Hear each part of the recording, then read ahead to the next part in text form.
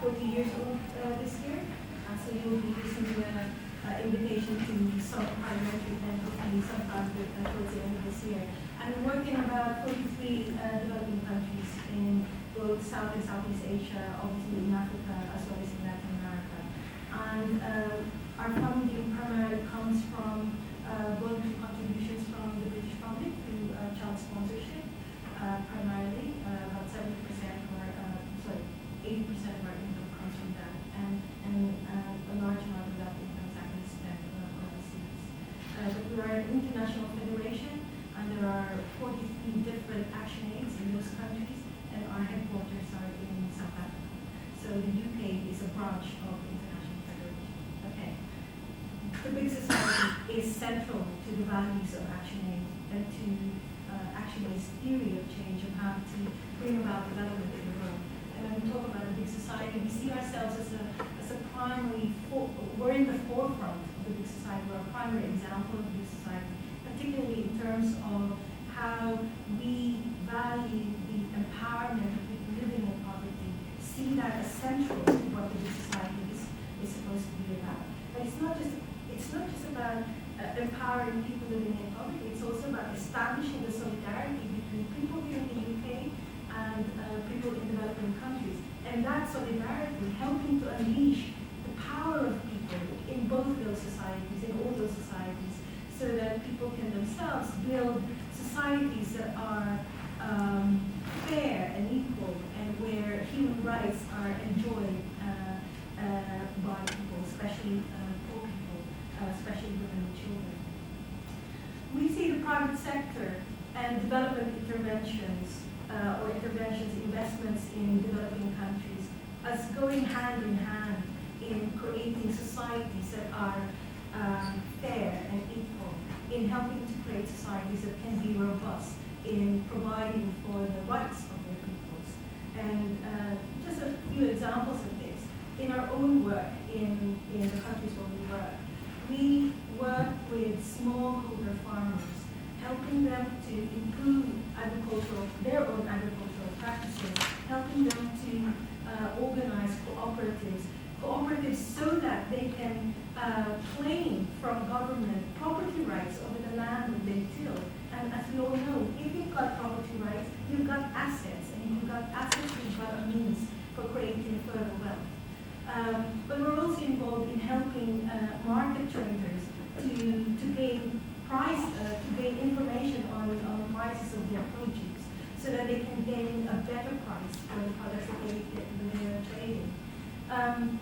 In the UK, partly through the campaigning that we've been involved in, the biggest, most powerful garment retailers here in the UK are already piloting or about to pilot a new living wage model, so that the workers in the supply chains in the countries where they get these garments actually can benefit from the fact that they're part of a global supply chain.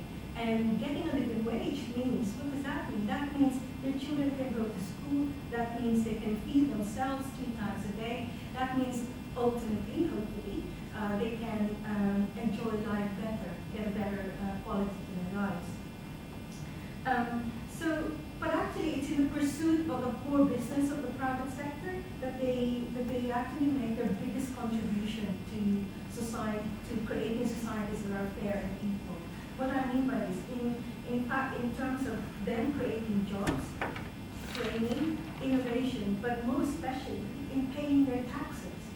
Paying their taxes, and those taxes actually help to get invested in schools, in education, in paying for teacher salaries, in health, in hospitals, in paying for nurses, etc., etc. Also investments, for example, in infrastructure, in communications, in roads, in water systems, irrigation, etc. That is where we see the private sector actually making its biggest contribution to enabling this big society, freedom, etc., to happen. And that's what we say when we talk about the need to use our aid, the need to end the dependency on aid. Okay? A few months ago, last year, Action Aid produced a report called That's our third important aim. And here we argue that the results that we must ask from any aid investment is that it results in developing countries actually ending their dependency on aid. So the question there is, how do you achieve that? That cannot be achieved through philanthropy and through charity. That requires a robust private sector to be there, to be developed. And if you think about it, the size of, this is how, in terms of the influence of UK private sector in developing countries, this is the size of it. About 100 billion pounds was invested by UK companies in Asia, Africa, and Latin America in 2009. About 90 billion pounds was imported from these countries by UK companies into the UK. Huge contributions to the societies and economies of these developing countries. But also compare that to the size of the aid budget. The aid budget, the government invests something about like 5.6 billions of taxpayer money. 90 and 100 billion, 190 billion in 2009 compared to 5.6 billion. It dwarfs, so what we're looking at is a private sector, particularly multinational private sector, actually having the potential of making a huge contribution to societies where you can get fairness and equality and better life chances. But that's the potential, that's the good stuff. But there's also a lot of bad stuff. And what I would like to focus on is to do with tax dodging.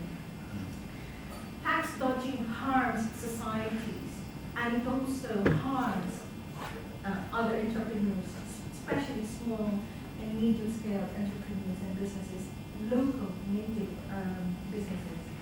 The OECD had estimated that developing countries lose up to 3 times what they receive in aid due to tax avoidance by multinational companies on a year-by-year basis.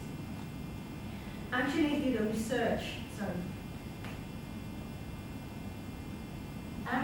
research last year, and we looked at particularly a brewery company, SAB Miller, who produced Peroni, what we know here is Peroni beer in Africa, all kinds of these brands and all of that.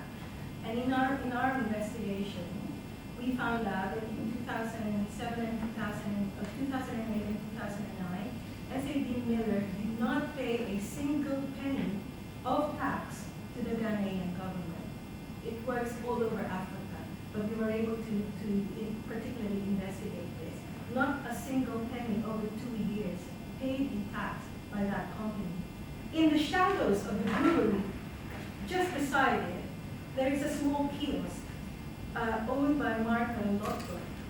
She's a small entrepreneur. The Ghanaian government, in order to gain more taxes, to generate more tax revenues, have this program of ensuring that informal businesses, informal traders fall under the tax regimes. So Martha has to pay, on a yearly basis, £43 every year in tax and business taxes in order to continue to operate. Once she fails to pay that, it's very clear. Her kiosk gets padlocked, and that's it. That's it for the day. That's it. Whenever she will be able to pay that. And it's that atrocious unfairness that exists currently because of all kinds of we call it secrecy jurisdictions that exist in tax havens, because of all kinds of transfer pricing mechanisms that multinationals are very adept at using in order to avoid taxes, that is actually going to prevent and be a barrier to the private sector actually making its biggest contribution to enabling and developing the big society, fair and equal societies in these countries. My last point is, the government had said, many members of the government have said that they would like to really address tax avoidance rules in order to make it harder for companies to avoid tax. And that's great. But at the same time, the government is also about to introduce, they have some plans to introduce a relaxation of rules that are called controlled foreign company rules, so they are CFC rules. And the relaxation of the CFC rules is going to make it far easier for multinational companies based in Britain to avoid their taxes in developing countries. And that's something that the government really needs to think about and really needs to rethink the changes that they're about to make. At the very least, the government must assess the impact and the consequences of these rule changes on developing countries. And it's not just Action Aid saying that, it's not just NGOs saying that. That's also been said at the most recent G20 in November by the IMF, by the OECD, by the UN, by the World Bank, by all these intergovernmental agencies that look at these economies, telling rich country governors that do your analysis. When you change your tax rules, do your spillover analysis of the implications and the consequences for developing countries. And I think this government must rethink those rules. Thank you. There is a challenge about the ethics of business and what the big society means for business. I mean, certainly from my perspective, businesses seem to have stopped scratching their heads as to what the big society actually means for business, and have concluded, rightly or wrongly, that it means corporate social responsibility in another kind of way, or taking it to another level, or doing something a bit more in the field of corporate social responsibility. And that's not necessarily a bad thing, but actually corporate social responsibility might not be the right answer anyway. Firstly, because it's you don't want to restrict social responsibility to just the social.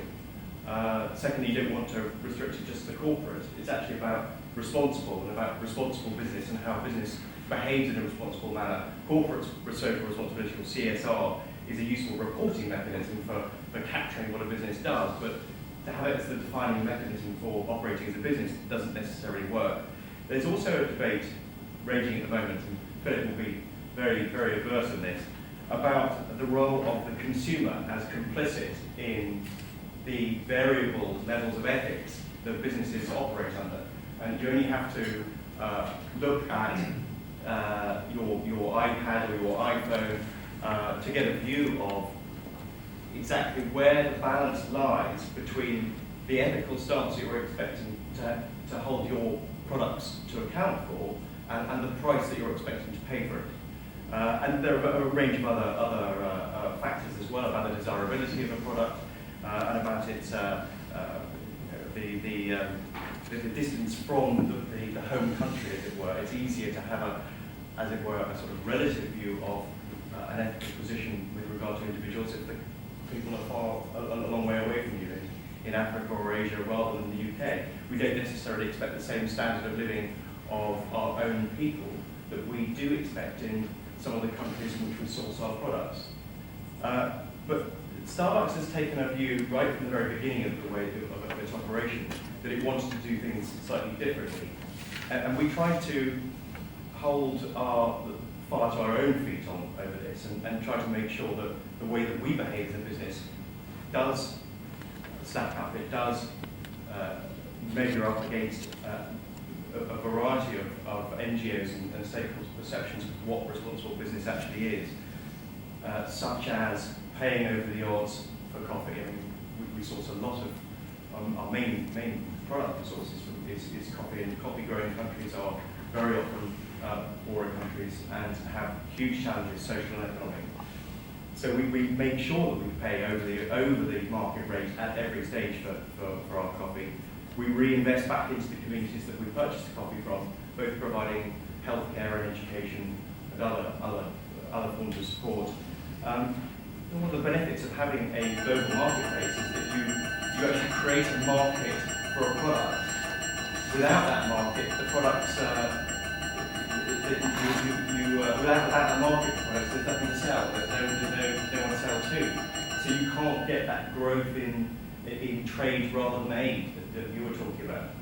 So hugely important. One of the projects that we've been working on recently, which as a business we're very proud of, is how do we increase yield in coffee for coffee farmers? Because if we increase their yield, then not only do they make more money themselves, but they're able to diversify. And if they can diversify, then they can be more resilient, both in terms of the vagaries of the economic climate, but also the weather throughout the climate. And it means that they're much more robust as a business. And one of the ways that we're helping them to do that is we ask them to send us a small sample of the soil in which they grow their coffee beans. And they send the soil to us, and we analyse it, put it through our laboratories. And we send them, I really like this, that we send them the recipe for the perfect fertiliser that suits the soil in which their coffee plants grow, so that they can get the best possible result from their growing season, and the impact that they can make is enhanced. So hugely important. But these are very little things. You know, it's not, business tends not to look at it in terms of growing or nurturing the big society abroad, but thinking about it in terms of how does it operate as a responsible business, how does it see, how does it look at itself in the mirror at night, how does it see that what it's doing is in a wider sense the right way of behaving. Starbucks was formed with that view, and it likes to, and it wants to continue to do that. And